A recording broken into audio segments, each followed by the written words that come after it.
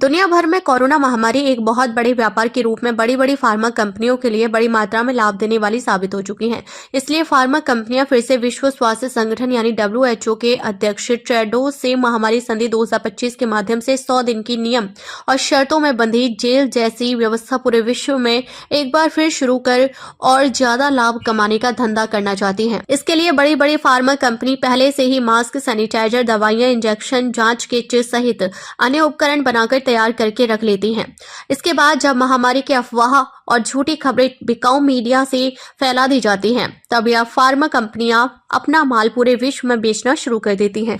Corona महामारी के 2 से 3 साल पहले ही ब्रिटेन, रूस, चीन, अमेरिका सहित अन्य देशों में इस तरह की बड़ी बड़ी फार्मा कंपनियों ने कई फैक्ट्रियां लगाकर भारी मात्रा में माल बनाना शुरू कर दिया था। और जब कोरोना महामारी शुरू हुई तो विश्व के कई देशों में इस बनाए गए माल को बेचकर लाभ कमाया गया। जनता के लिए कोरोना महामारी एक डरावनी और जानलेवा बीमारी के रूप में बिकाऊ मीडिया ने प्रसारित की थी, जबकि यह एक विश्व स्तर की व्यापारिक साजिश थी जिसे विश्व की सरकारों को WHO के अध्यक्ष टेड्रोस ने पार्टनर बनाकर अंजाम दिया था।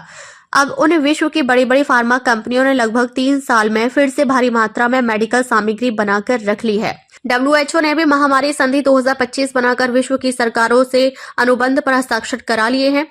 केवल अमेरिका, चीन और अन्य 2 देश मिलाकर 4 देश इस अनुबंध पर हस्ताक्षर करने से बचे हैं। इन 4 देशों के भी अनुबंध पर हस्ताक्षर कभी भी हो सकते हैं। फिर कोरोना महामारी की ही तरह WHO के अध्यक्ष के कहने पर लॉकडाउन शुरू होगा। बिकाऊ मीडिया को पैसे देकर झूठी खबरें दिखाकर और पढ़ाकर जनता को डराया जाएगा। बिकाऊ डॉक्टरों को हर मरीज के हिसाब से 1.5 लाख रुपए देकर इंजेक्शन लगाकर मरीजों की हत्या की जाएगी। मरीज का पोस्टमार्टम नहीं किया जाएगा, नहीं तो पता चल जाएगा कि कोरोना वायरस की बीमारी से नहीं, जहर के इंजेक्शन से मरीज की जान गई है।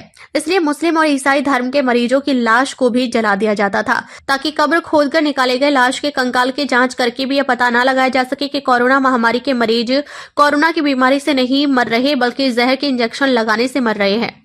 अब फिर से तैयारी हो चुकी है विश्व की जनता को एक बार फिर महामारी के नाम पर बेवकूफ बनाने की। ऐसा इतिहास के जानकार सूत्र बता रहे हैं। खबर को शेयर फॉरवर्ड कर पूरे विश्व में पहुंचाकर विश्व गुरु भारत में सहयोगी बनकर बिना वर्दी के सैनिकों की तरह आप भी अपना कर्तव्य निभाइए। देश और दुनिया की ताजा और विशेष खबरों के लिए पढ़ते और देखते रहिए भारत से अंग्रेजों के 1860 के भारतीय दंड संहिता के कानून बदलकर 2023 के भारतीय न्याय संहिता के कानून 1 जुलाई 2024 से शुरू करवाने वाले सैनिक गर्जना समाचार पत्र और सैनिक गर्जना न्यूज चैनल। नमस्कार।